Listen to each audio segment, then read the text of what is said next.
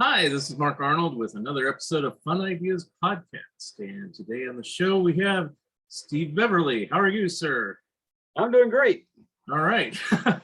um, Basically, I've seen you for years on Stu's show and also on your own TV Classics show, which for years Stu would talk about. And I'm very thankful to him, and I told him so, that he finally puts a feed so I can actually see your show. Right. Actually flipped it on last night just to see what was on there. It was old Room 222 episodes. So. Oh yeah. That was when we were doing the tributes to Michael Constantine and to Ed Asner, and it was it's tough sometimes doing shows because sometimes you don't have episodes that have lapsed in the public domain that you can use if it's a significant performer. Fortunately for most of them there are, but it's tough when you have multiple performers that leave us within the same week.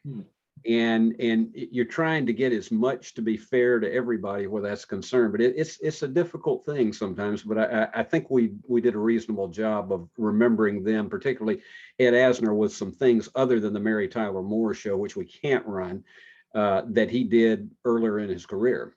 Mm-hmm. Yeah, I think the one you had was Route 66, and I wasn't sure what to expect. I've only seen a handful of those episodes over the years, and I found it a very odd episode to also have Darren McGavin on it as well, as the fighter. And I said, oh, okay, I guess it kind of works, Yeah, and Ed Asner playing the fight manager. Yeah. It was almost for a little bit an adaptation of Requiem for a Heavyweight that was done on Playhouse 90 back in the 50s, and of course was made into a movie. But it was really interesting to see him in that role where, he had to, for all intents and purposes, tell his fighter he was washed up. Right. And pretty much the same, there were some variations in it, but it was still a lot like the kinds of movies or TV series episodes that we've seen in the past about a washed up fighter. And then, of course, we had an episode of him playing the $10,000 pyramid, much right during the first year of the show. And when you look at the gamut of everything, what I try to do when somebody passes away is to use an unconventional show, maybe that people have never seen before, because they're so familiar with the body of work. I mean, Ed Asner is Lou Grant.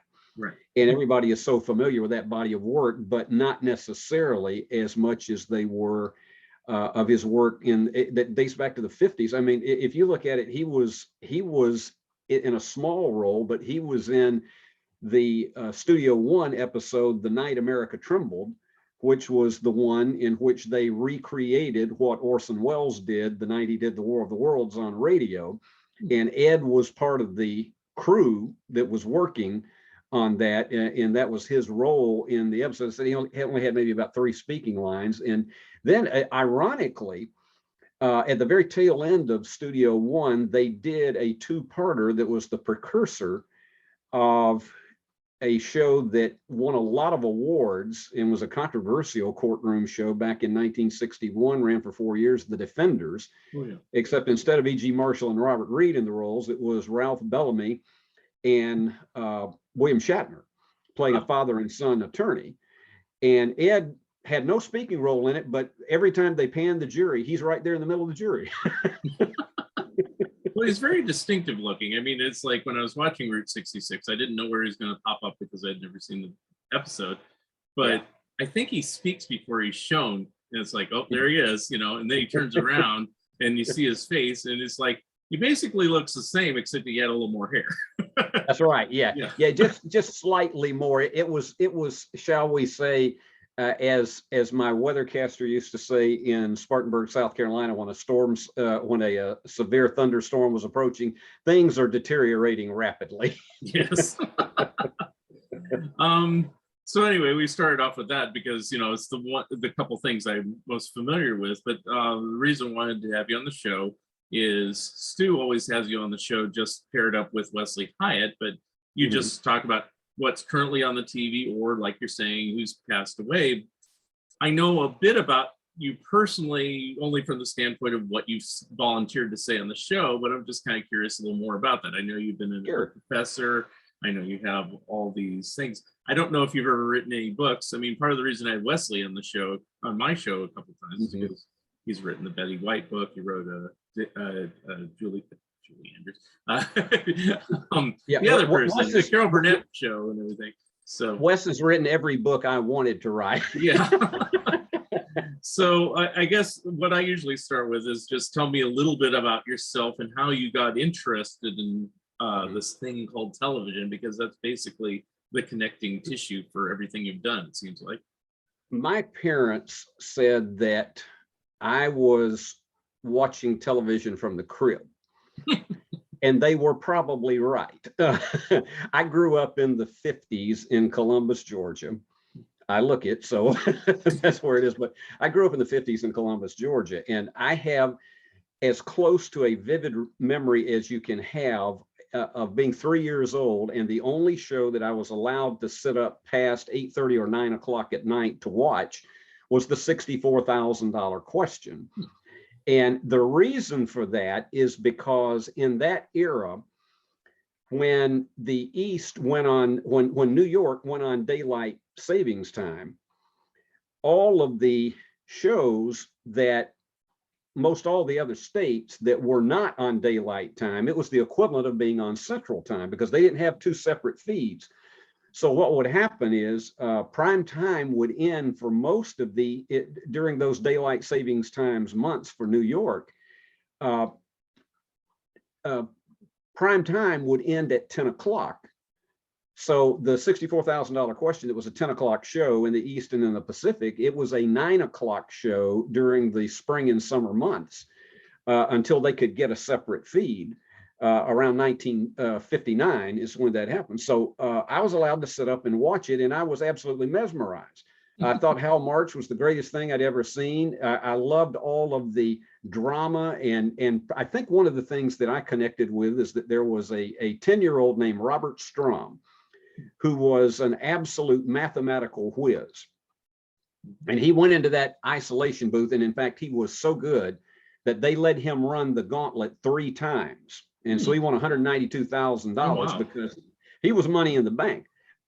That is what hooked me into television. And then my family lived in Columbus, Georgia. So I began to be a fan of local television before I started to school. And my icons were a guy named Glenn Broman, who was before the term was used, was the news anchor man for WRBL in Columbus. And he had a reputation that when he walked into a city council meeting and he had his camera and started setting it up, everything stopped because he had that kind of pull in Columbus, Georgia. But all of the local icons for me were the ones who were on WRBL because the other station was a UHF and had not really caught up to them. And so that turned out to be when I graduated from the University of Georgia. That was the first TV station I went to work for. They had a job open. They posted it on the board at the University of Georgia in the placement office. I grabbed the card right off of the bulletin board and dashed down to my major professor's office. And he had a voice that was about like Lou Grant. And I said, here I am as a 21-year-old, and I'm just sort of shaking about this, that I got a possibility here. And I said, do you think I ought to go ahead and call them? He said, get on down there to my office. Get in there in my office right now, and you just use my 800 number and go in there and call them, and don't you come out of there until you've got an appointment.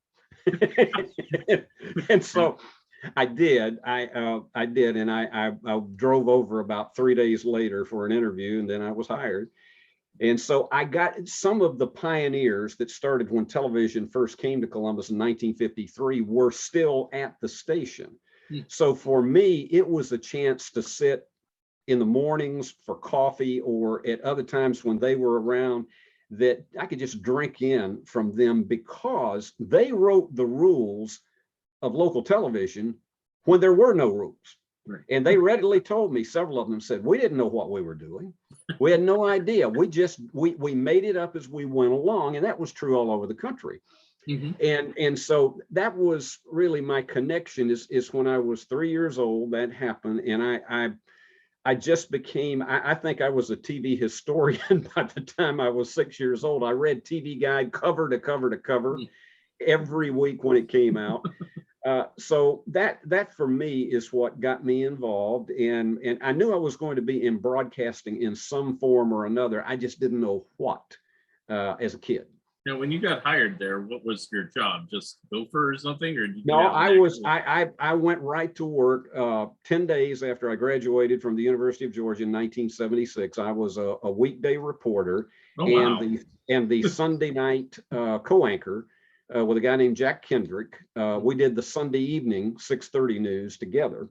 Mhm. And so I went right in, and my first weekend I was co-anchoring. The way it worked in that era in a medium and small market is that you had the skeleton of skeleton crews.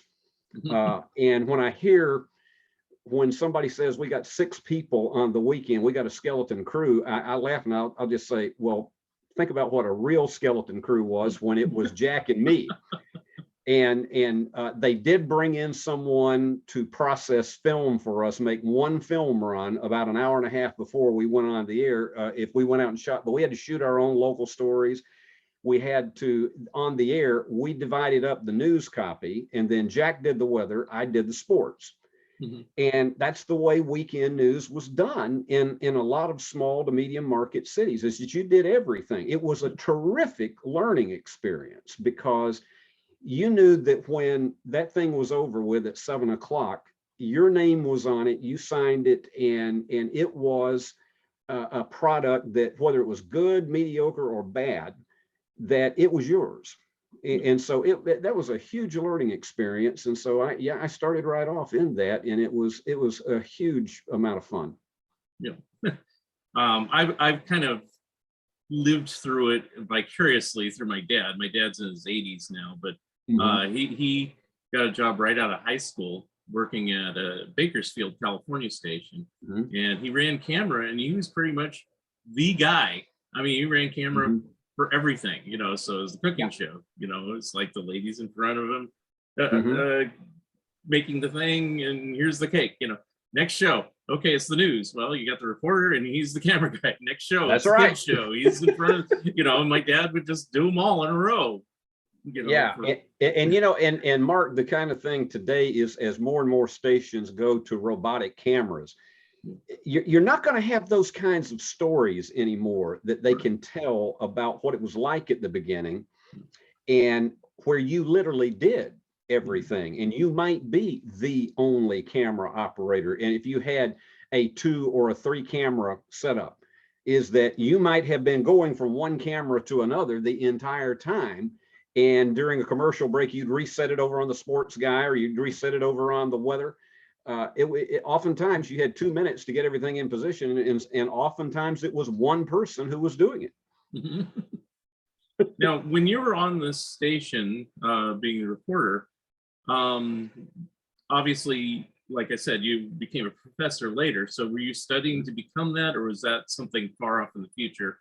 And you just said, I'm just going to do this for now, or what?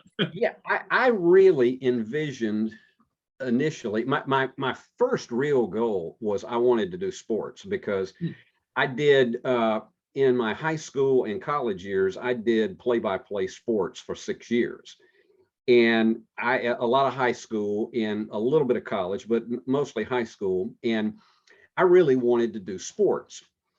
But what happened is that when I was at the University of Georgia, we got involved in an investigative news report in my senior class. We got involved in an investigative news report about the irregularities in the student judiciary at the University of Georgia. And just to make it very, very brief as to what that is, student judiciary was a group of student law, they were law students. And they literally had a judiciary where you went, if you were a student and you had been hauled in on some kind of violation, you pleaded your case before them, and the judiciary had the final say-so as to what your punishment was going to be, or will they throw it out? And we came to find out that they were doing some things that were absolutely incorrect. There was violations of the Sunshine Law in the state of Georgia, because at will, they would decide they would just close the hearing and keep everybody out. A lot of things like that. And so we documented a notebook full of things, and it ran. So we did a documentary, a half-hour documentary. It was in the day when radio stations had a much greater commitment to news. And they would do radio documentaries at that point in time. And so WNGC, which was a station that was populated almost exclusively by University of Georgia graduates, they agreed to run the documentary. And we won some awards for it. And so my professor, Bill Martin, rest his soul, and he came up to me and said, I know you want to do sports. And you can do sports. Yeah, you could be a fine sportscaster. But I got to tell you, after you doing this report and doing this documentary, I got to tell you, you'd really be a fantastic newsman. I wouldn't turn that down. So consequently, what happened is when I had the chance to go to WRBL and the opportunity that on Sunday nights I could do sports, as well as being a news reporter during the rest of the week, that was the real appeal to me. But I really thought that I would make my career exclusively doing that. And 19 years later, and after I had been news director in 3 different cities, 19 years later, an opportunity came open in Jackson, Tennessee at Union University to be the broadcasting professor. And they appealed to me with the fact that they felt that it was essential for them to have someone who was not just a degreed person, but who had experience in the field, because they wanted to have their students taught by somebody who had been there, not just teaching it out of a textbook. And so they convinced me they were serious, and 29 years later, well, 28 years later, they still had me around until I retired in August. But that was, you know, I really thought I would stay with news for a long period of time, but I found a tremendous calling in becoming a broadcast media educator, plus the fact that when I took the job, one of the things that was happening at that point in time was an opportunity to actually go back into becoming a sportscaster again. And I was asked to become executive producer and play-by-play commentator for Union University basketball for both men and women, and both of them had very successful programs. So for me, it was a chance to live out my dream of being a regular sportscaster at the college level, but at the same point in time, getting a great joy watching young people do what I had done at that point in time, do what I had done almost 20 years earlier. And so that was sort of a circuitous route for me to do what I did. Now, I was doing a little research on that, and I was going to ask you about that, because you mentioned I want to be a sportscaster, and you're kind of jumping ahead. And then, but then you mentioned the basketball career, but I found some article that said like your first broadcast or first few were, let's say, not so good. Is that correct? You hit it right on the head. Now, why was that? Is it just nervousness of getting your goal, or? No, it was not. It was not nerves. I don't know that I can ever say. And some people, you know, and that's fine if they are, because it's natural, but I don't know that I can ever say, Mark, that I have ever been nervous in front of a microphone. It has been about as natural to me as eating scrambled eggs in the morning. I don't do that too often anymore, but you know, I was really very comfortable, but it was somewhat of a fluke thing as to why I ended up in the role. What had happened, and I'll make this story very short. What happened is that the man who was, the job opened at Union University because the man who was my predecessor, unfortunately, was told that his contract was not going to be renewed. And we won't go into reasons for that because it's not really important to your viewers. But it's and I felt bad for him because I knew the man. I did, and I had no idea at the time that he was told his contract was not going to be renewed, that I was going to be even considered for the replacement. I mean, I hadn't even applied for the job. And so what happened is he had just been told about, I'm going to say 10 days prior to this, that he wasn't going to be renewed. And so he made a probably very unwise decision on his part professionally, that he was going to quit meeting with his classes virtually immediately. And he literally walked out on his job, and he produced the basketball telecast. He did not do the play-by-play. His brother-in-law did. And so in an act of solidarity with the brother-in-law that did the play-by-play, he said that he would no longer do Union University basketball because of how his brother-in-law had been treated. So I get a call on a Tuesday morning from the athletic director, and a wonderful guy named David Blackstock, who left us 4 years ago. But David had one of these voices that sounded like Mr. Haney on Green Acres. And he calls me up and he says, "Steve, we need some help." And I said, "Well, what can I do for you, David?" He said, "Well, we need somebody to broadcast our game tonight." And I said, "Are you talking radio or television?" "No, we're talking television. We badly need somebody because our man has just walked out on us." And I said, "Well, David," I said, "I have done basketball before, but I said it has been 17 years since I called a game." And I said, I'm not sure that I really feel like I'm the guy that ought to be doing this because it's been so long." He says, "Well, you've done them before, haven't you?" And I said, "Yeah, but it was 17 years ago." "Then you're well qualified." So he put the Mr. Haney sales pitch on me. I didn't have to pay anything. In fact, he paid me. But I ended up doing the game. It was a local inner city rivalry against Lambeth University that was the most heated rival for Union. And I did the game, and then I went home and watched it. We were on public television at the time, and it was on a same night tape delay. We weren't live. And I went home and watched the game that night, and I thought, oh my gosh, they're never going to have me back for a second game. I was calling radio play-by-play on television. I was calling every movement of the ball. It sounded, you could have turned your back and you would have thought it was a radio game. In fact, some guy told me, he said, that was the best radio play-by-play I've ever seen on television. and I really did. I thought I would not be back, but they had me. Fortunately, they were a forgiving set of souls, and they had me to fill out the season because there was still about a month and a half to go.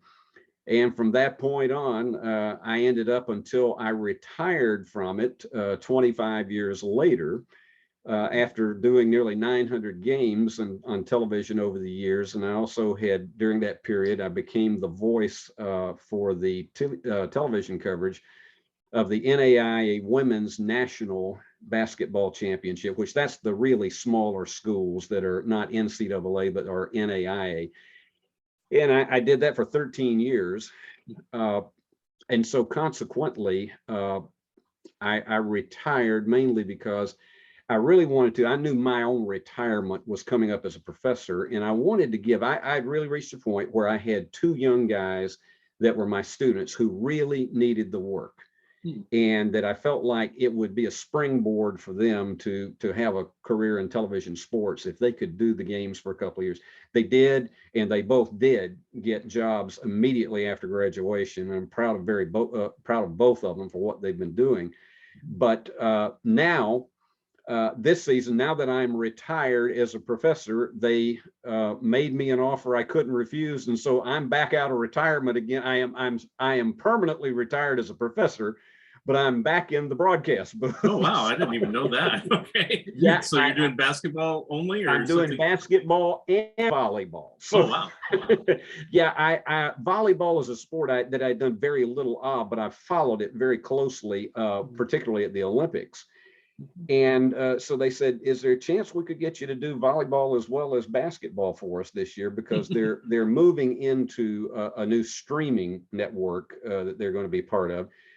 And they wanted to have a veteran announcer. And I said, yeah, I think I can. I said, I've got to brush up on a couple of things with the positions. Mhm. But I said, I think I can do it. And so I have. And I've thoroughly enjoyed doing women's volleyball because it has been such a relaxing sport. Now they get out there and they get their kills and they start going down about 50 miles an hour at a 45-degree angle. I'm getting out of the way of that thing. But it's, that has been a great fun for me, and getting to know the team. And it was, the other thing that's been kind of fun is that we haven't lost on any television game so far. Wow. Okay, cool. But then basketball started last weekend, and so I'm in for the whole season, and so I'm back in, as Gene Autry would say, I'm back in the saddle again. No, I assume you love doing it, otherwise you'd give a pass on it. So that's really cool. The check is nice when it clears the bank. Oh yeah, of course. But I mean, it's like you have to have some sort of love for it besides just money, I would think. Yeah, you do. I mean, particularly what I love about it at this level is that the athletes are very accessible. They're not the subject of the kind of scrutiny that Division I athletes get. And there's still a purity about the way the game is played. Right. That I thoroughly enjoy. There's these kids very much are part of the student environment, and particularly the young women on the volleyball team. They are very popular within the student body, and so in a case like this, I enjoyed it at the Division II level because a lot of these kids are here because they want to be here, not because they're out to get the best offer. Virtually none of them are going to go into professional sports, and most of them have career goals and are majoring in things too. Now, and some of them might be athletically related, but there's just really a joy because I get to know these kids so much better than I would be if I was doing this with a Division I school. Now, when you do a show, obviously I haven't heard your shows. Do you just do the play-by-play, or do you actually go into the locker room or on the court after the game and interview the players and do the whole thing there? And make actually what I do is I do all of my pregame work. In fact, I did today 3 different Zoom interviews, because this weekend, I told you before we went on, is that this weekend on Thursday night I have a volleyball game, and then Friday I have a volleyball basketball doubleheader. And then Saturday, then I've got a men's basketball, just a single game men's basketball that day. So I've got 4 games in 3 days. And so today I spent a lot of my time doing Zoom interviews with players and coaches. And all of that has been edited together so that we can drop those things in either pregame shows or for basketball at halftime. And then to have an opportunity, we've been doing a lot of player interviews with volleyball. And so we have really been trying to make these very conversational, up close and personal, so that the viewers can have an opportunity to see and hear more about these players. And fortunately, the ones that we have in volleyball are so energetic and personable. They're very telegenic. And so it's been, they're very easy interviews to be able to do.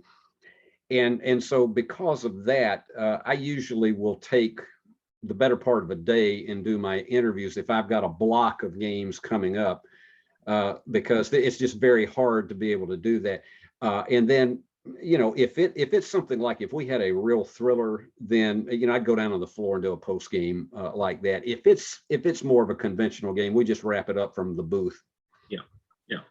I was just kind of curious because, some people look on strictly this, or, you do the man of all trades and do everything. So, it's like when you do Division II basketball, it's more like that. You do a little bit more of everything. Kind of figured, but yeah. Always ask, and notice. Yeah. Now more, back to being a professor, during all this time, I think you said before, or I read it in one of the articles, most of the time you were just teaching journalism, basically. Is that correct? You know, so you didn't like teach sports announcing, for example, even if you were doing it. Is that correct? No, we didn't. We did not have a class in sports announcing. Okay. What I did is, and it took me, I'll be candid with you, it took me 15 years to get it really to the point that I wanted to, because, you know, we had to wait for fiber optics technology to be able to get to our building so that we could go live out of it. And the same thing was true from the arena on campus. We had to wait until it was 2004 before we could do a basketball game live. And we were doing it on tape delay up until that point. But what we did is that I eventually, because I felt like over the years that the best training that I had at the University of Georgia was, we couldn't do a daily newscast because it was just not practical at the time, but we did a weekly newscast that was called This Week in North Georgia, that was distributed at the time on weekends to about 25 cable systems in North Georgia. So we were all getting valuable experience doing that. And so I've tried, we did everything that we could to get it to the point that we could do live. And then finally in 2008, we began to do a daily newscast at noon every day live called Jackson 24/7. It was a half-hour newscast, and it was all student produced and student anchored, supervised by me. But we began to literally operate like a TV newsroom. And that's how we did everything. But at the same time, I was also doing, during the season, I was doing basketball. And so I probably over the years worked with 40 different students as color commentators. And then there would be certain designated games during the season that I would do color and let them do play-by-play so they could get experience in that. So it was, they literally learned on the job, but some of our best teaching of that really came at the NAIA tournament, because that tournament was one that is not done like the NCAA tournament where it's spread out over 3-4 weekends. The NAIA tournament is a 32 team tournament that is done in a week. It's 31 games in 1 week. And so there's no human being that could call 31 games in 1 weekend. I mean, the voice would not hold up. Right. But, and trust me, I did 18 games 1 year, and I said, I'll never do that again. But what we did is that I gave the students as many assignments as they were willing to take during that tournament, because we had, we did all of the production as well as the on-air work. And so when you're doing that, it also, I think, made these students, I gave them all of the assignments that they could possibly take during the course of that week. And I think it also made them and me better announcers, because we had to do a neutral call even when Union University was playing. There's none of this. We would have gotten in all kinds of trouble if we had played the Homer route in doing that.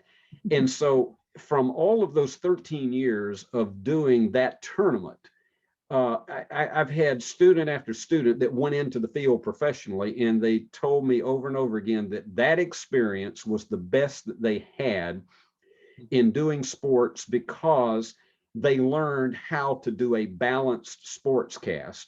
And we basically adopted that philosophy for Union games as well during the regular season. We finally, and I met with all of them, and I said, look, I want us to eliminate personal pronouns. I don't want us to talk about we, our, us, anything like that. I said, we need to eliminate the Homer route with this, because I said, then when we go to the national tournament, we are prepared to call that kind of game when Union is out on the floor.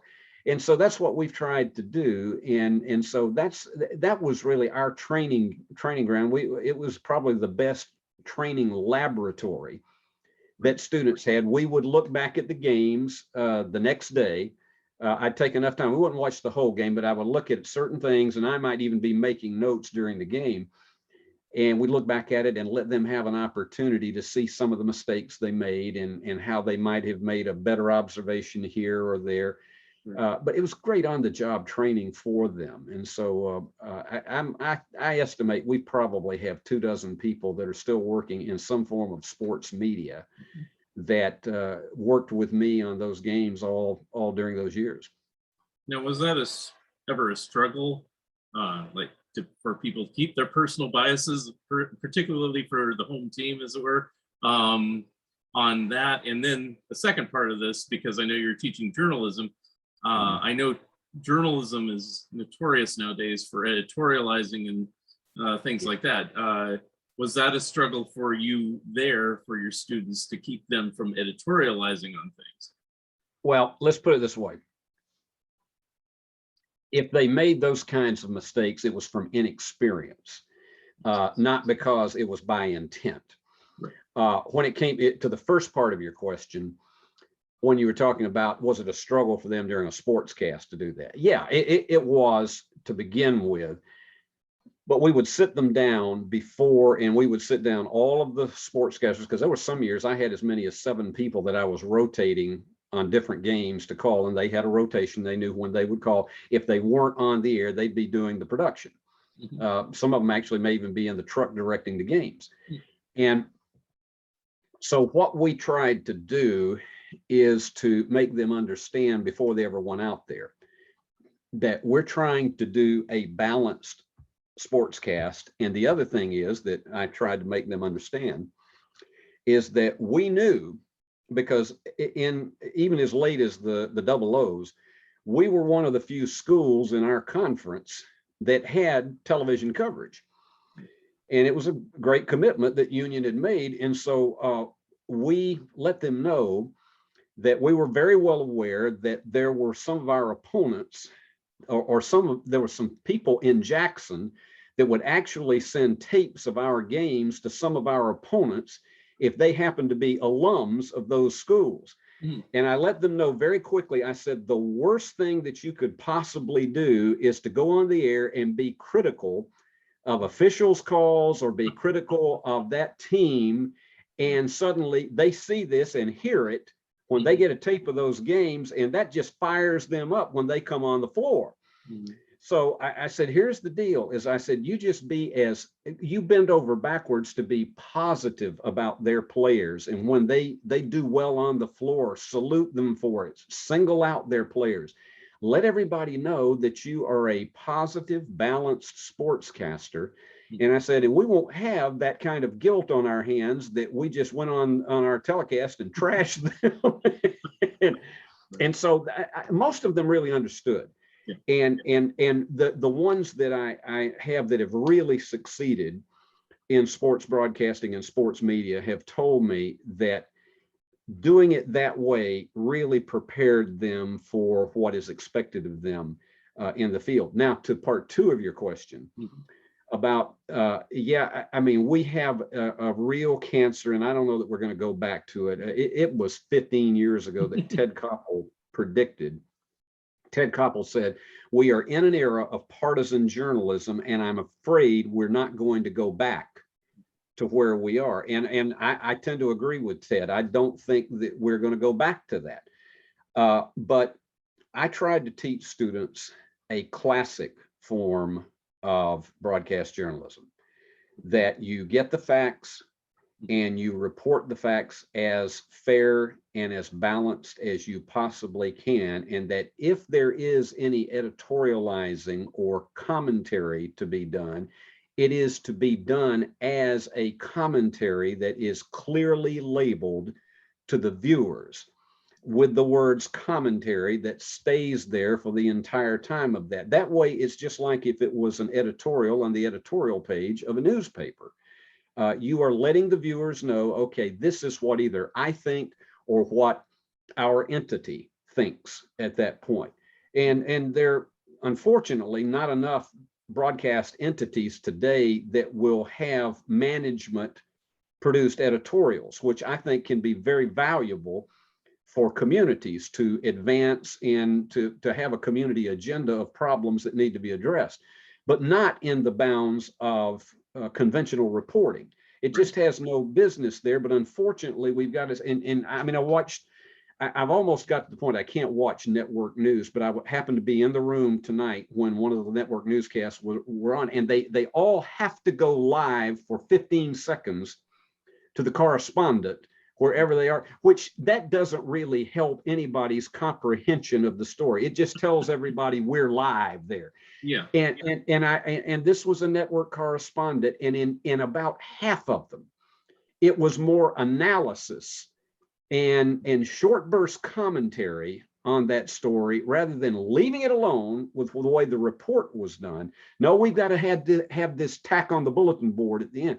And you're absolutely right. And I've told them, I said, listen, some of you are going to probably go to work for some broadcast entities at some point in time that, to be candid with you, are going to expect that out of you. And then you have to make a decision for yourself. Is this what I want to do?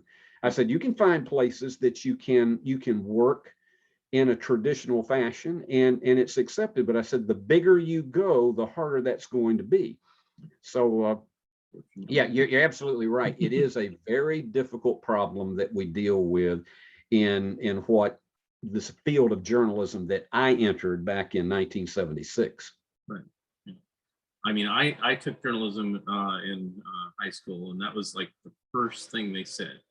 It's like, leave your own opinions out of it. You know, was basically check it at the door. They said, you know, it's like the story will tell itself, and you just tell the facts. And you know, back then it made more sense because we're talking early 80s, and Cronkite was still on, who generally never editorialized unless he said something about President Johnson and Vietnam War, or like when we landed on the moon, he just says, "Oh gosh," you know, well, stuff Mark, like that. But I mean, that wasn't normal for him. That was just, you know, an occasional thing, not every single time. It's like, well, that really sucks that this happened today. And unfortunately, that's where we're at, in particularly on cable news. I have labeled primetime cable news Yell TV, because that's what it is. Just let's see how much we can yell what we think at each other. But you know, Mark, sometimes it's very subtle things that you have to work with students.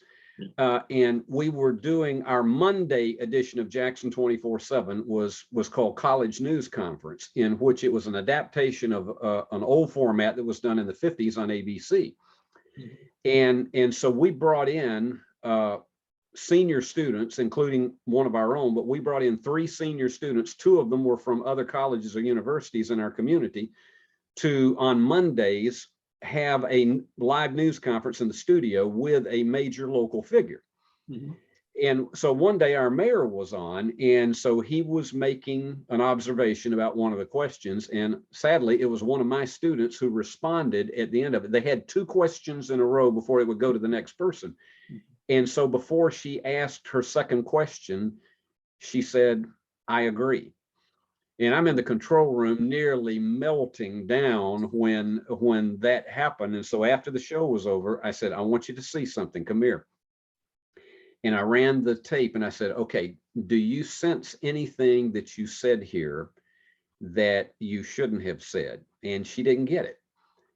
And I said, "When you are doing any kind of interview, and especially a political interview, you never express agreement or disagreement with that person. Yes, you can ask a devil's advocate question, but you never say, 'I agree' or 'I disagree' to that person." And it was a case of immaturity on her part.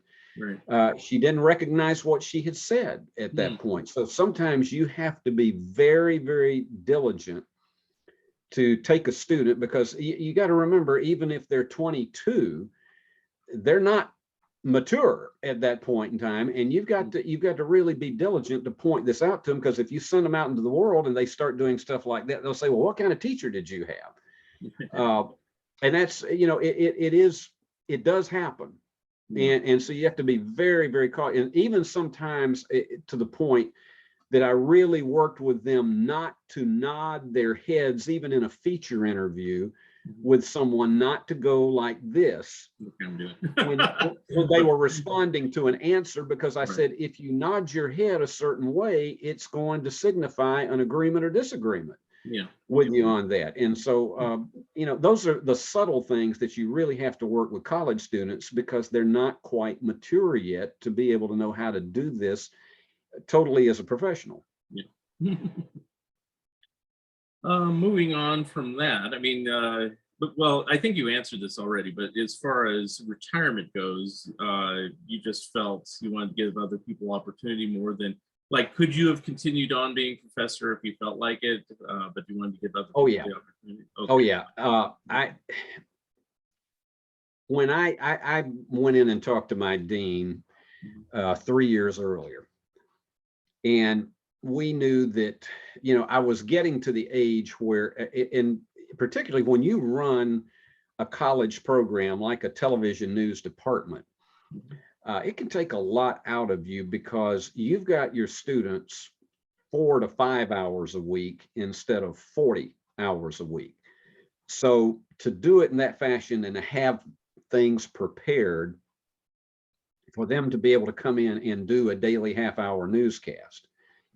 You know, we had to expand it into a lab where they were in there from 11 to 12:45 every day. And then the other thing is that you just have your prep time as a prof doing things that way. And I did it that way because I felt like it better prepared them professionally. But it takes a lot out of you, and my prep time was probably 2.5 times to 3 what the average professor's daily prep time was. And I'm not taking anything away from somebody who teaches history or English or anything like that, but there's a basic set of preps, and in some instances that they may have been following for years. With only minor variations. And so when they finish one day's lecture, and then if it's a Monday, Wednesday, Friday class, and they finish Monday's class, they pretty well know what they're going to do on Wednesday at that point. But for us, if it's something dealing with news that changes every day, it's not a guarantee. And we tried to make it as realistic a session as possible. But I went to my dean and I said, you know, we're getting to the point now that we got to think about when I'm going to draw the line on this thing. And he said, when do you think you'd like to do it? And I said, well, 3 more years. And he looked at me and he said, would you consider making it 4? And I said, nope. I said, it's 3. And I said, I'm going to tell you why, because if you talk me into 4, I said, then at the end of 4, you're going to come back and ask me for 5. And I said, I would rather let's have an agreement so that the department can be prepared well enough in advance to make the transition to a new person, or in whatever direction they want to take it. I said, you may hire somebody who doesn't want to do it the way I did it, and that's perfectly fine. But I said, I think it is very important that there's an orderly transition to this. And so we agreed on 3 years. And so when it came to the end of August, and there was one last flyer that went by, says, any chance you'd think about 1 more year? Nope. Nope, I'm ready. The time, as Ricky Ricardo said the night that little Ricky was born, the time has come. Right. And so and it was a very, very friendly. I don't know of a human being that could have had a greater final month than I did at Union University. The kind of accolades that I received and just the send-off was more than I ever dreamed, and was, you know, it was almost overwhelming at times. But for me, it was certainly something that at my age now, I will never forget.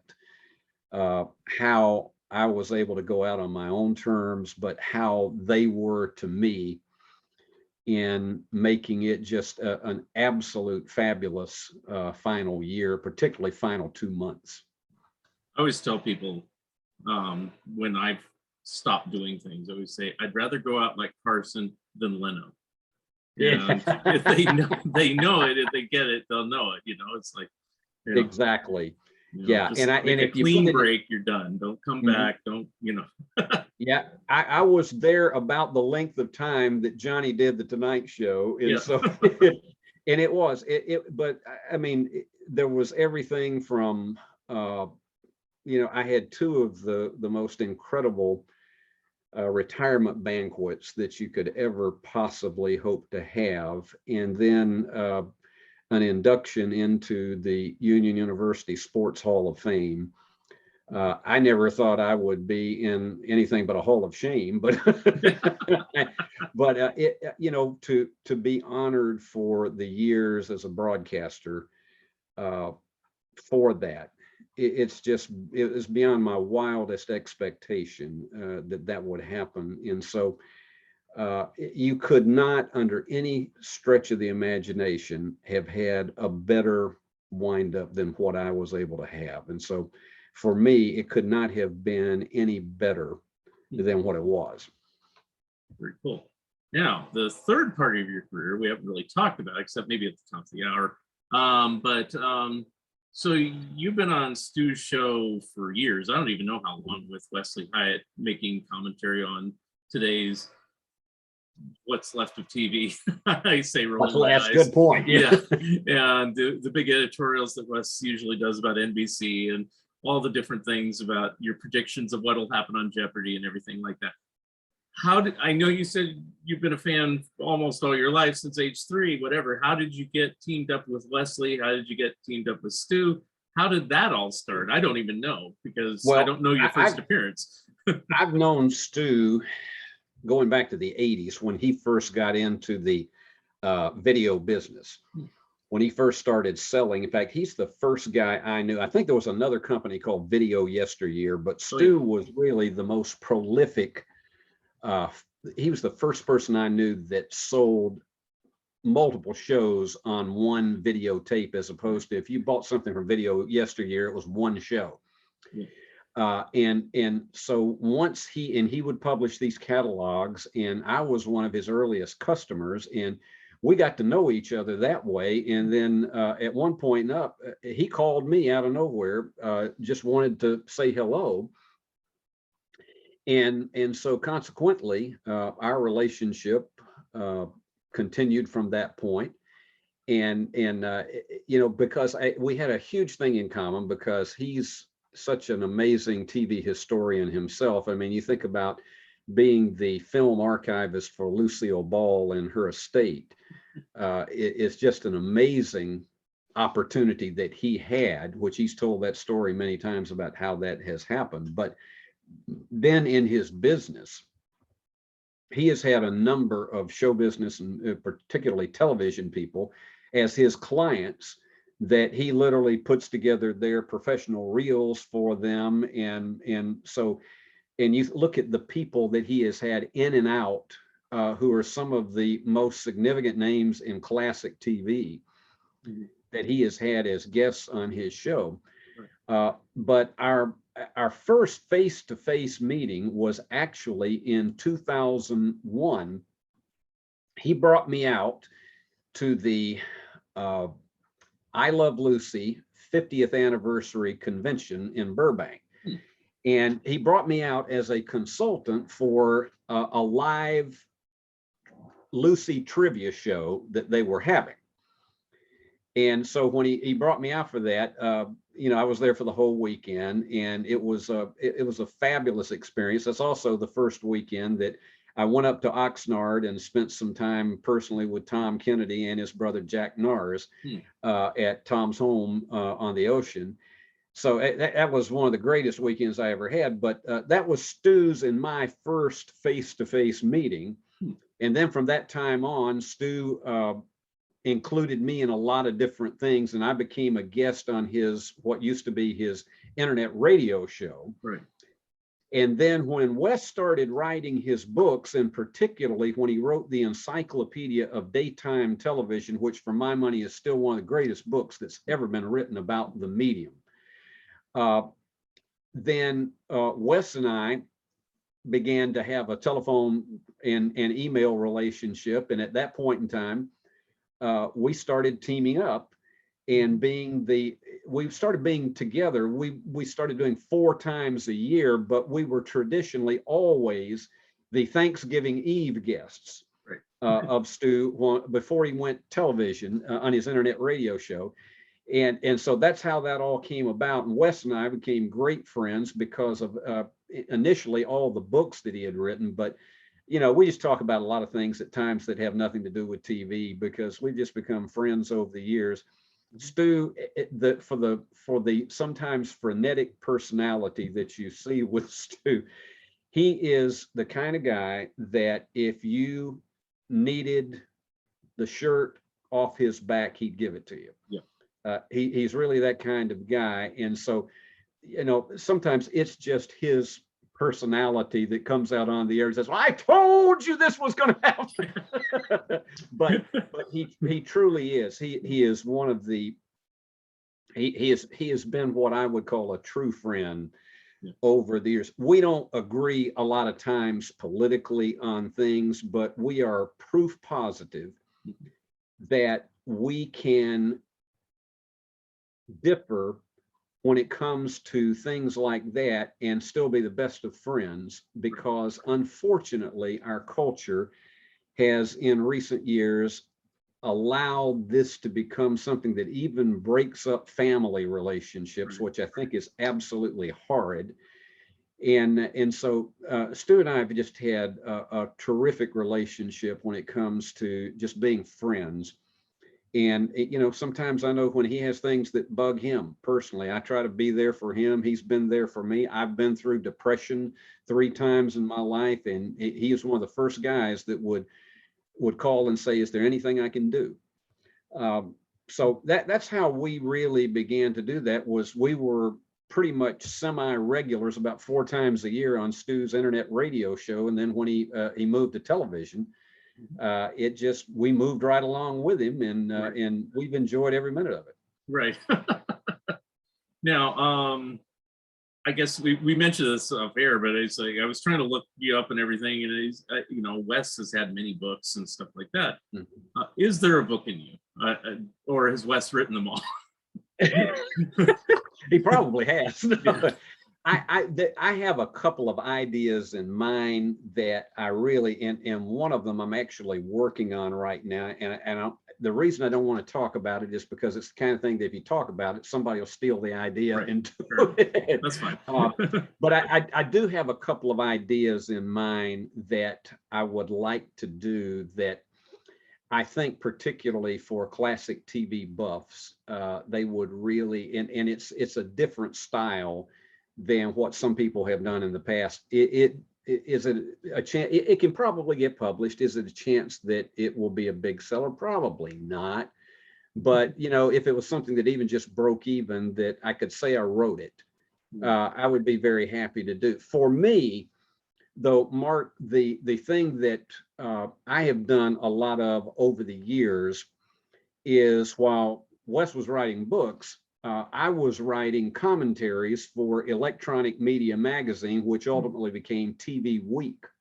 Mm-hmm. And it basically all started when I was asked about the situation that involved when the space shuttle back in the early 00s had a crash. And I remembered about when Space Shuttle Challenger killed the astronauts, including the school teacher, Krista McAuliffe. And that day, that all broke about noon that day. And that day we had probably more than 600 calls to our newsroom at WWAY in Wilmington, North Carolina, from some of the most callous people that I have ever talked to in my life and that my staff has ever talked to. They were just one right after another. And it was people that were upset that they couldn't see All My Children, One Life to Live, or General Hospital that day.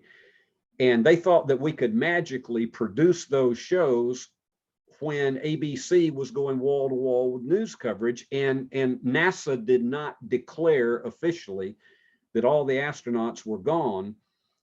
And I mean, most of us knew there was just no way, but they didn't make a final declaration until 5 o'clock that afternoon. And I mean, I had an assignment editor in that newsroom that was just rock. She was the Rock of Gibraltar. And it's the only time that while she was working for me that I ever saw her break down in tears. And it finally happened with about the 6th call in a row from somebody who was spouting profanities and just, you know, completely callous to what was going on with the loss of these people's lives. And so when we had the second tragedy with a different space shuttle, I wrote a perspective piece, an op-ed piece for electronic media called "The Viewer Doesn't Always Get It Right." And I mentioned, I'd really detailed what had happened in 1986. And then I went to a point where I said, even on the week that we all were in shock about what happened at the Twin Towers at 9/11, I had people who were contacting me that were mad that they couldn't see The Price is Right for 4 days because of that.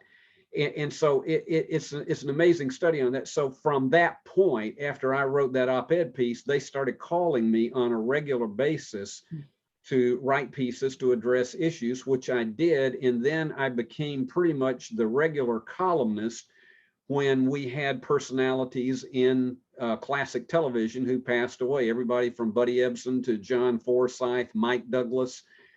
When we lost them, I would write tribute pieces in TV Week magazine.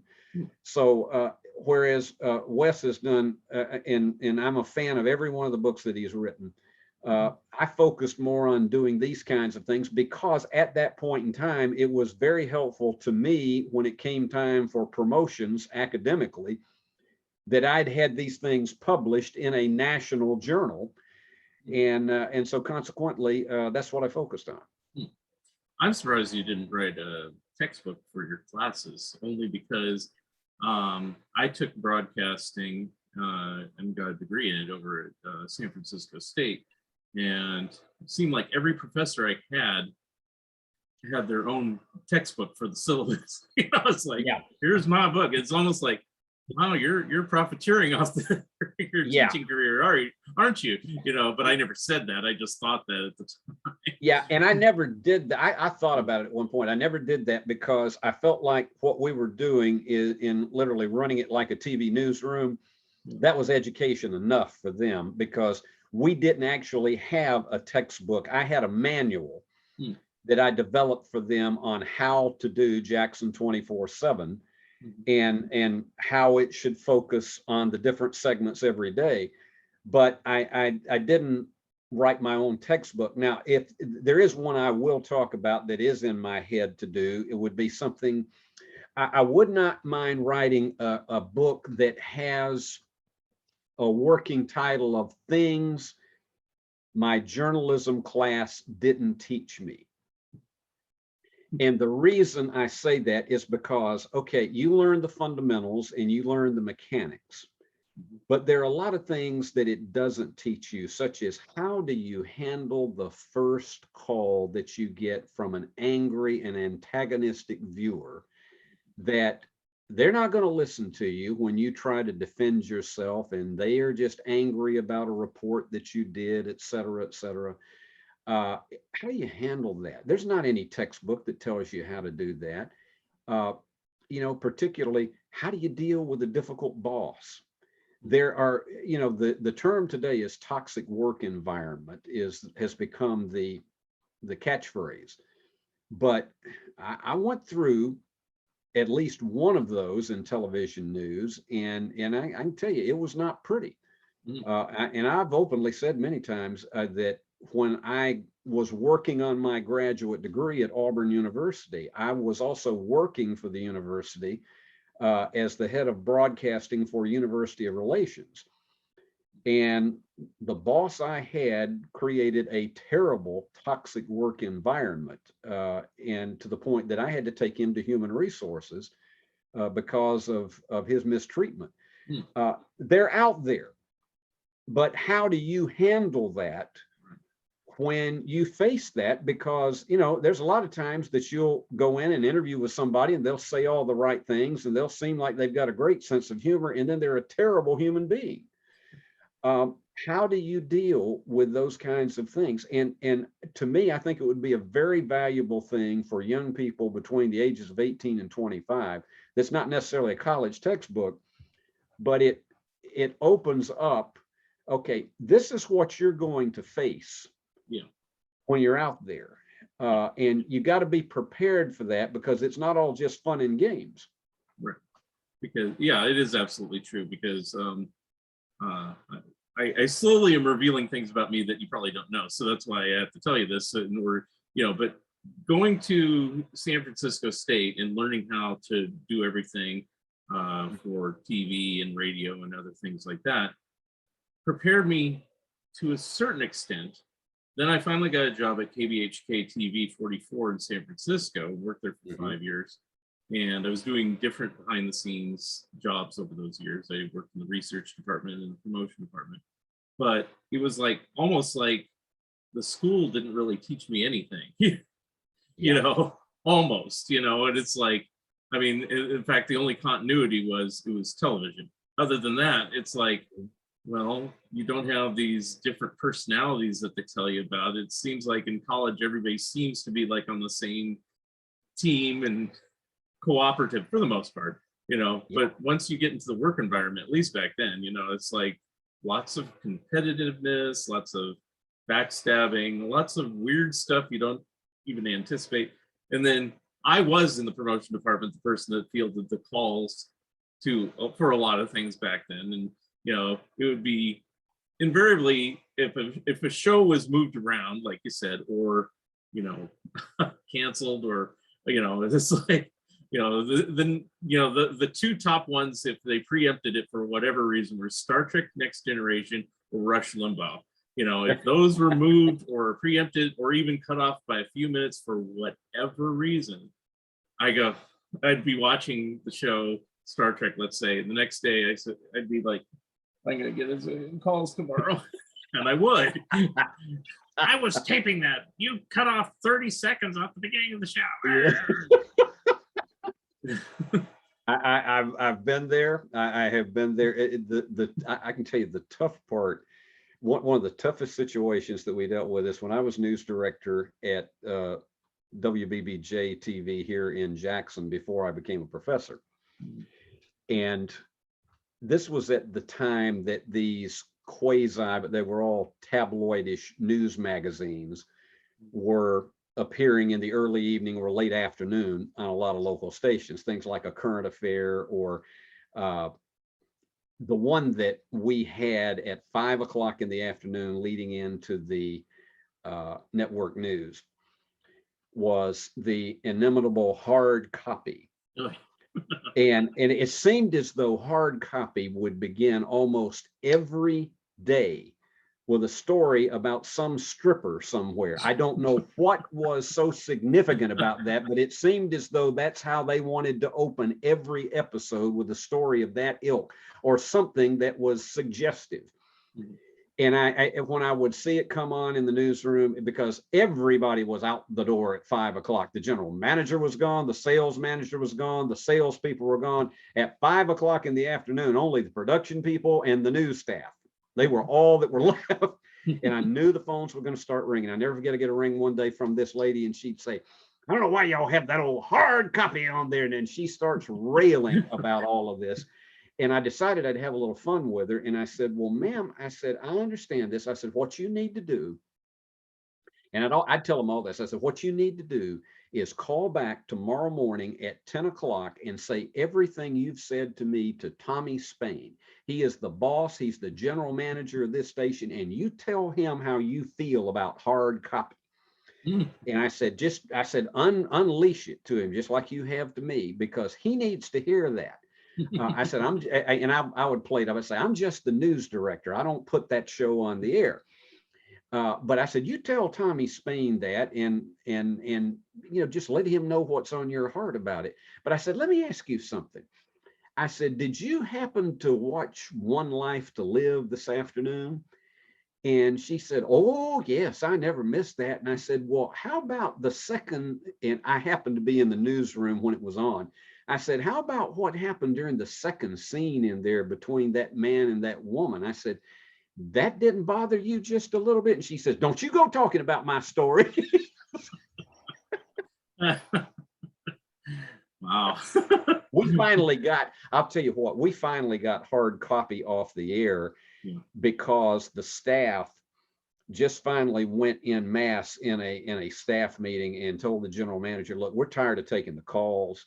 Yeah. And I said, it's easy to say, okay, but at least they're watching. But I said, I think a lot of them are tuning out.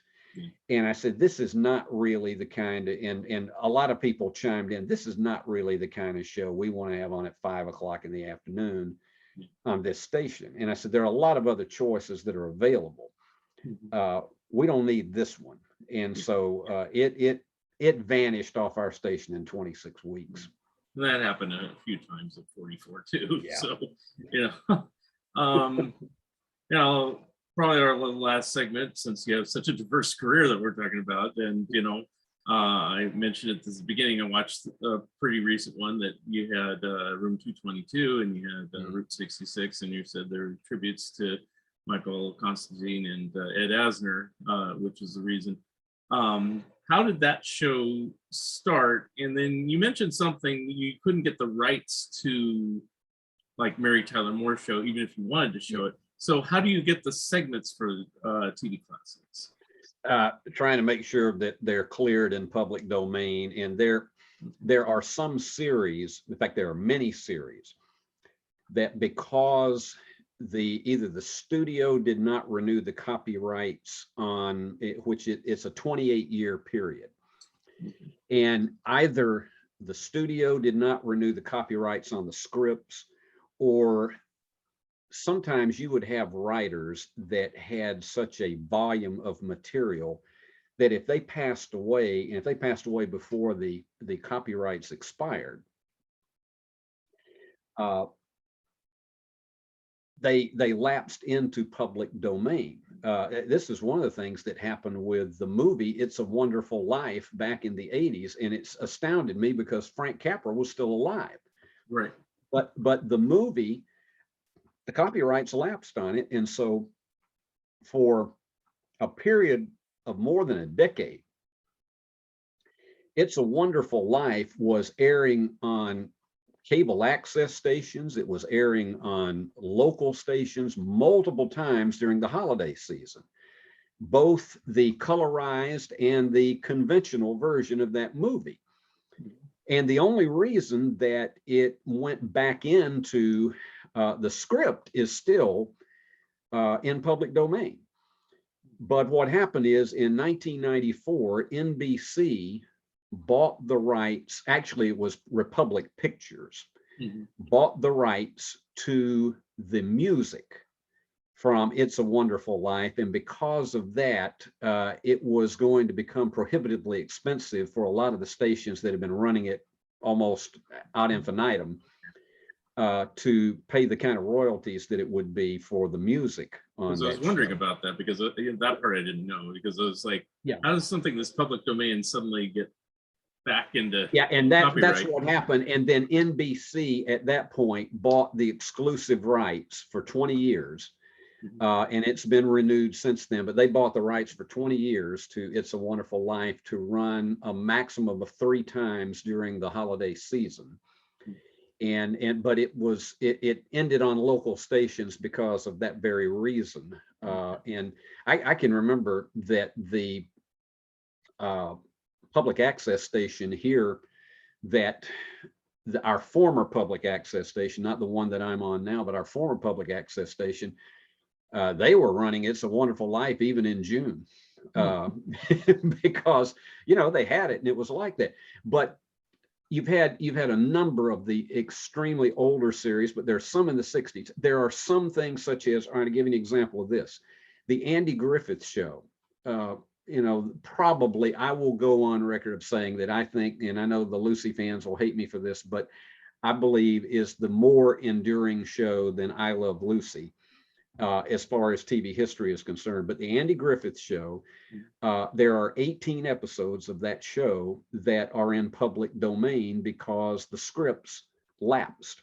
Oh, okay. It's because of the so, script. Because I was wondering about that. How does that work? Because, and you know, you've seen it for years where you go to the video shop and it'll be the same episodes of exactly. Beverly Hillbillies or the Lucy Show or Andy Griffith Show and Bonanza, whatever. That it's like, so it's always the script that went to public domain. Is yeah, yeah, and then here's one that'll surprise you, is that there are 103 episodes of The Adventures of Ozzie and Harriet that are in public domain. Now that's enough. You could strip this for, you know, if you did it 5 days a week, you could go 20 weeks without going to a rerun. But what happened is, when they went off the air, of course, the longest running situation comedy in television history. I don't count The Simpsons because it's animated, but as far as live action situation comedy, the longest running in television history,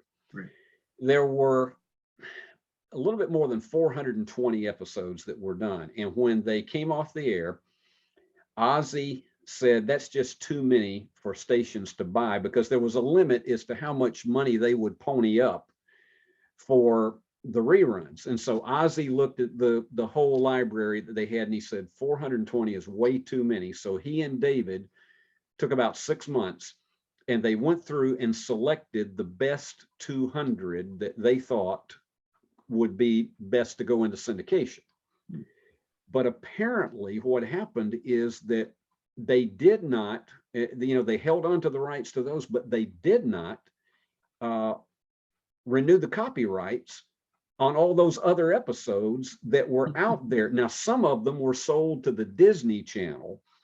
And when it first went on the air, Harriet came on and cut new wraparounds for, I think the Disney Channel may have bought something like 100 of them that were not in the regular syndication run. And Harriet came on and did some generic wraparounds to each one of the shows.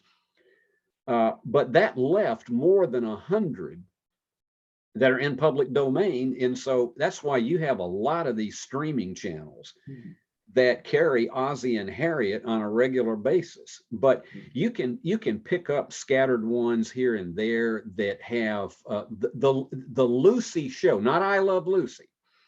We will probably never run I Love Lucy, but the Lucy Show, the second series, has 43 episodes that are in public domain. Which is another reason why you see it pop up on all of these streaming channels now, because they're free. Well, let me ask you this. Let me ask you this though. Let's say you were showing Lucy's show. Obviously, they've been remastered and all pristine on DVD now through CBS. So, are you allowed to show those versions that look all pristine, or do you have to run the faded, washed-out prints that typically are on the public domain? Yeah, you have to run the lesser quality copies of them. So, and some of them are actually fine. You know, the Ozzie and Harriet prints on their 103 episode collection. Now, there's some of them that are weak. Of course, I mean, there are a few of them that are in color because they did the last 2 years in color. But you know, most of them are black and whites, but they, for the most part, are relatively good, particularly for black and whites, but they're not what we would all refer to as pristine. But you do on the Lucy Show, it's not the same ones as you would get on a studio produced DVD set. They have usually, it's usually probably what you would used to call with videotape a second or third generation off of that. But you know, it's amazing what you can go through and actually find that is available in public domain now. That is astounding to me that it's out there like that. But you know, where we are and what we air, we are a nonprofit.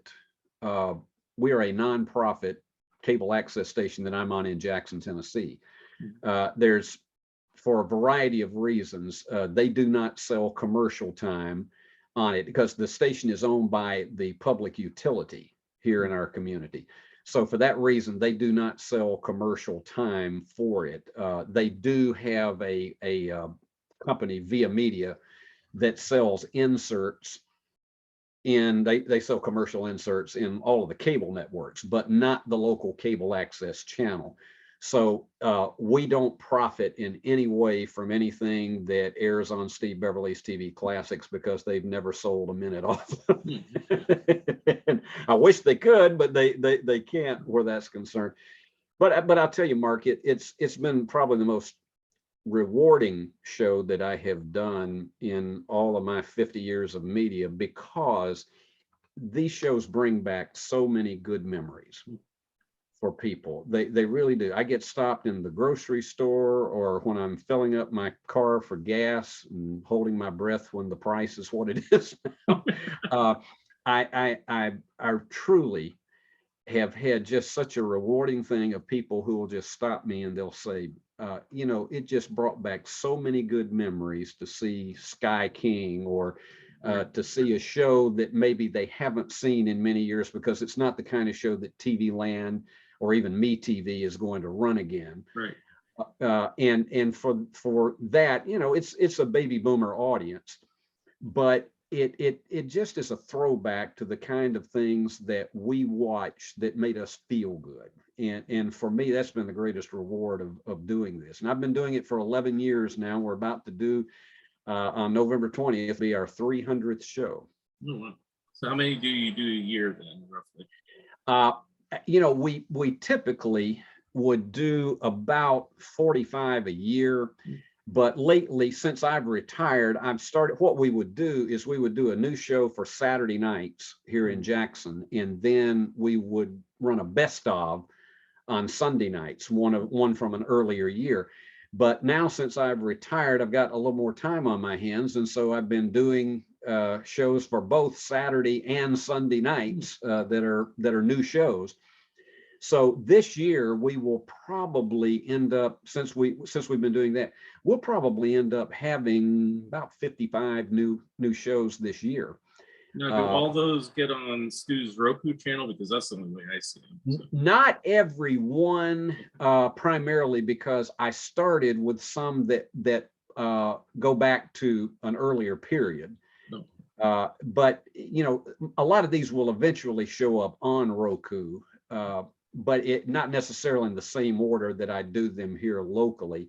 But what we do here is that also 6 times a year on holiday weekends, we do a marathon.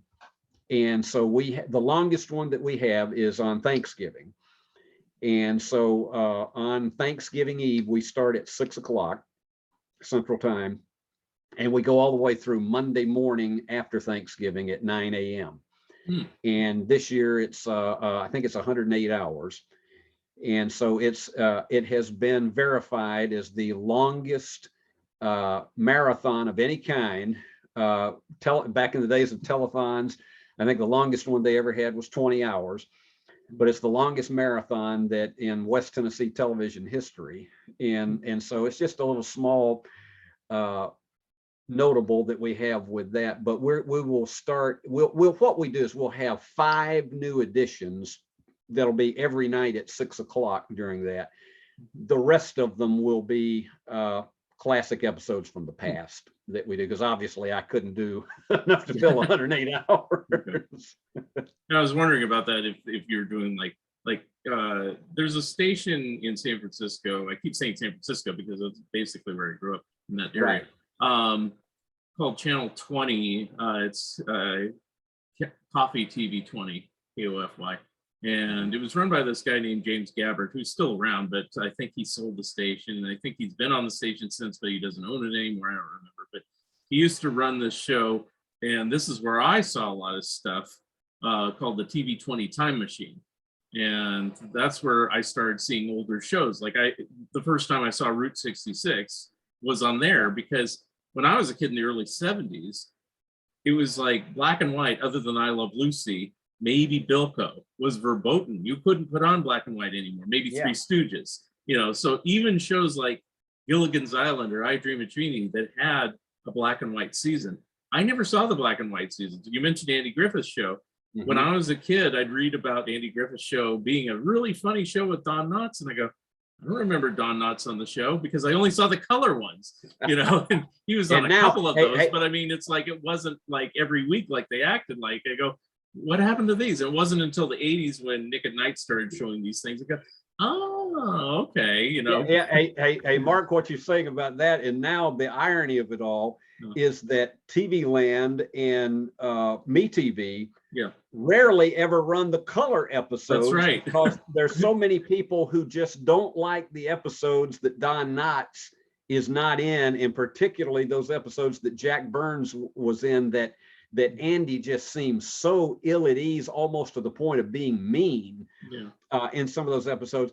And so the color episodes of the Andy Griffith Show are I hate to say that they're a dinosaur, but as far as what you see on cable television or on digital TV now, they almost don't exist. And I think one of the problems you've got now is TV Land has played into the binge TV watcher, because it's not like the old days where they would run maximum 2 episodes of a show in a row.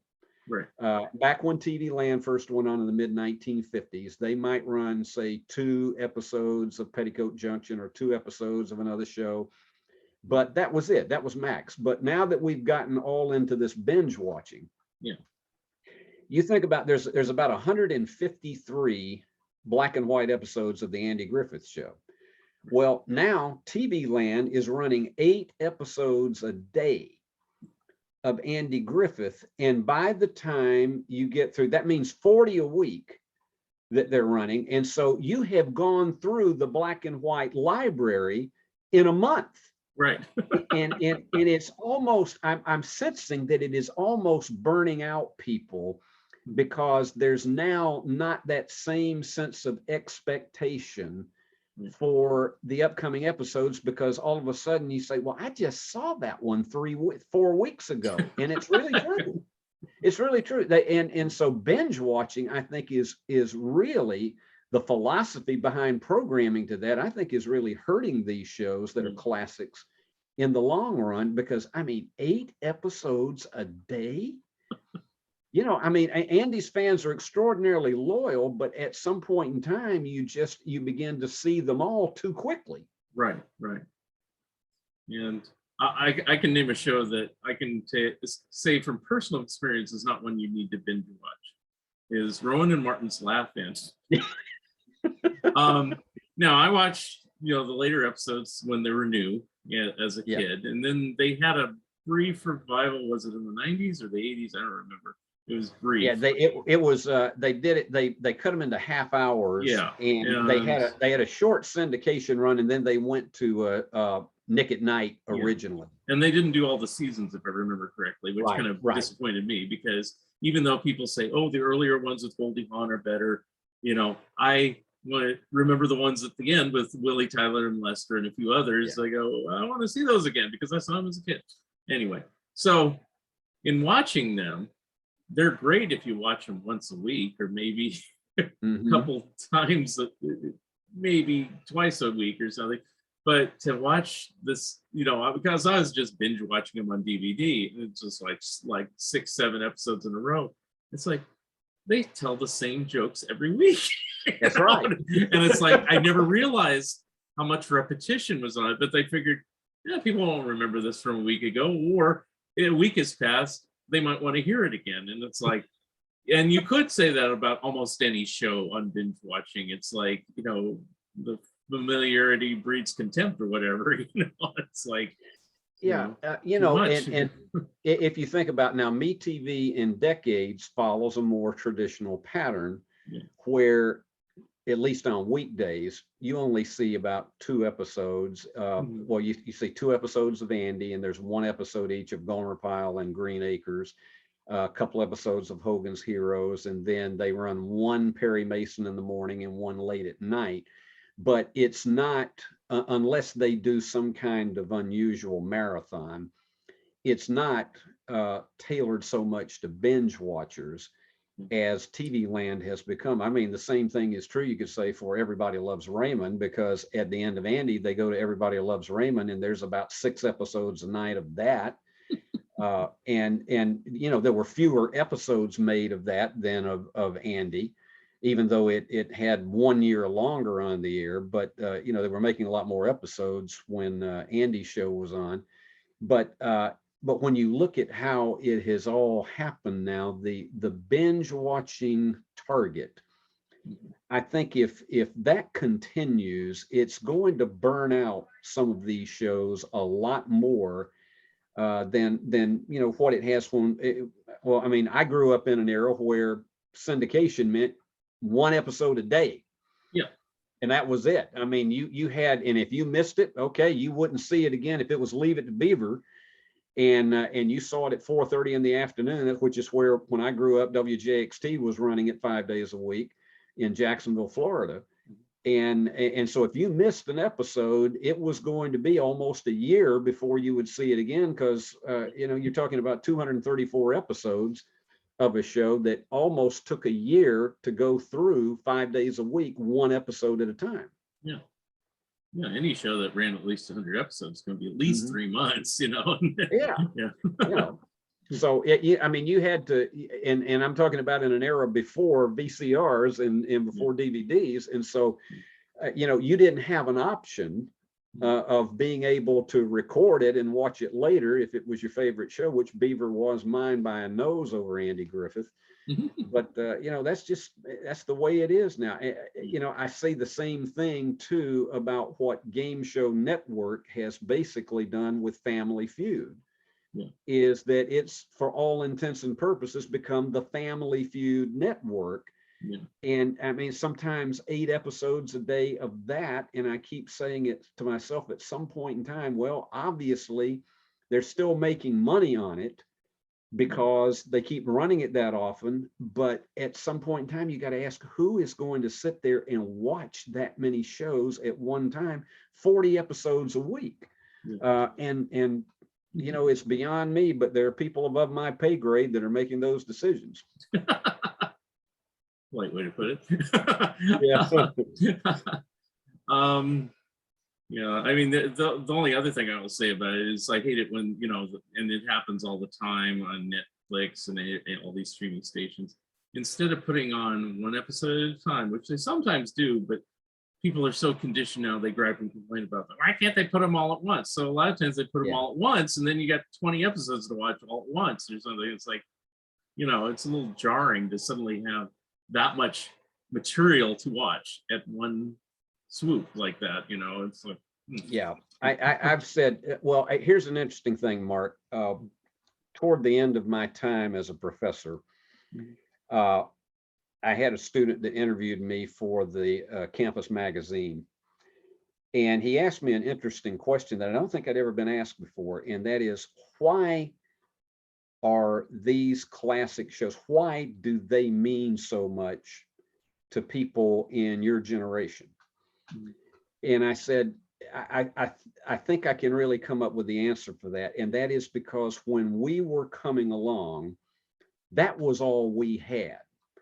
All right, you grew up in the San Francisco area where there were a couple of independent stations, but where I grew up, before cable came along, I was in a town where the reception was so bad that we could only get 1 station around the clock relatively watchable. And then at night we might get an NBC station out of Jacksonville, Florida, when the signals were better in the evening. We might get that, but that's all we had. And we didn't have all of these opportunities and options, streaming services, cable networks, digital networks. We didn't have all of this, and the volume of original material that is being produced.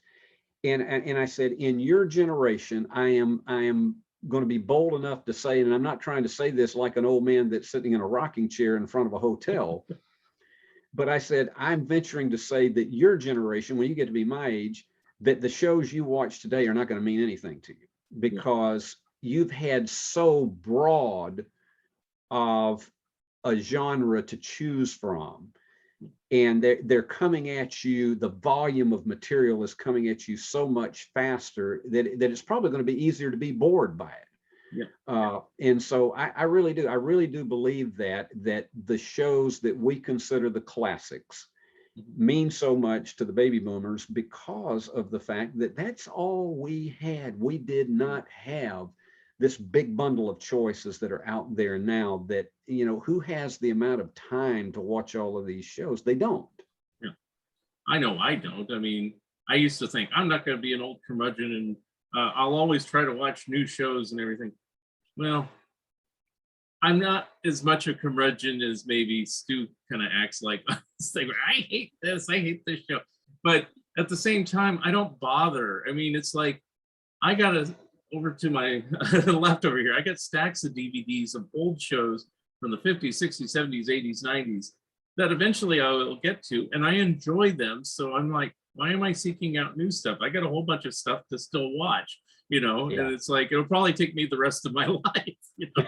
I'll probably never watch it a second time. I don't know, but anyway, you know, and I find myself turning on in the mornings and watching classic reruns TV, which is another streaming service that not a lot of people are familiar with, but you know, they're running some fun stuff. They only run a couple of episodes a day of the things that they do. And heaven knows, I never thought that I would see Jim Neighbors' talk show turn up again. I thought probably those tapes were lost and gone forever. Well, all of a sudden, I don't even know about about a month ago, Classic Reruns TV started airing them.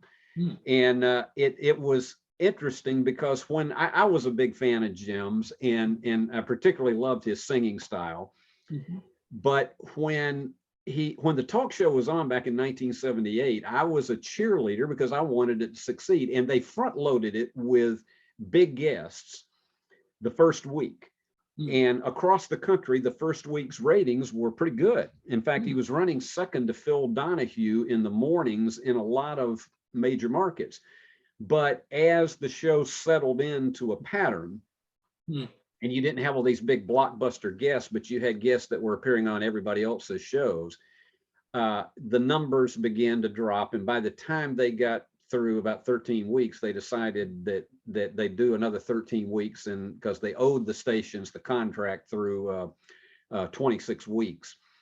And then the show ended. Well, now that I'm watching these episodes in the afternoons now, I'm look at it and I think about Jim was so miscast in the role of an interviewer. He was just, it's like sometimes he was so tentative about asking questions where somebody like a Mike Douglas could turn a conversation into something interesting. Right. But it's almost like Jim was afraid to ask a question sometimes, and the guest really almost took control of the show. A lot of times it was produced by Dinah's production staff because he had had a couple of days to sub for Dinah, and they thought that based on that he would be perfect to do a new talk show. But it was interesting how in watching these shows, I get a different perspective from it than I did 43 years ago when it was on the air. Well, it's not always easy being a host. I mean, here we go. No. But No, I can tell you, I've been there a few times myself. Right. Then there's certain people that are better as actors, or in his case, actor, singer, comedian, than you know, like remember Chevy Chase's show. I mean, it's like, you know, there's a good example. That was painful. That was painful. Yeah. So I mean, you may remember that at the pinnacle of his success on Saturday Night Live, there were already people speculating that he would be the guy who would take over for Johnny on the Tonight Show, which Johnny didn't like one bit. That kind of talk that started. And I remember Johnny was quoted one time as saying that he didn't think Chevy Chase could ad lib his way out of a paper bag. And when he finally had that opportunity on Fox to do that late night talk show, it was proven that he couldn't ad-lib his way out of a paper bag.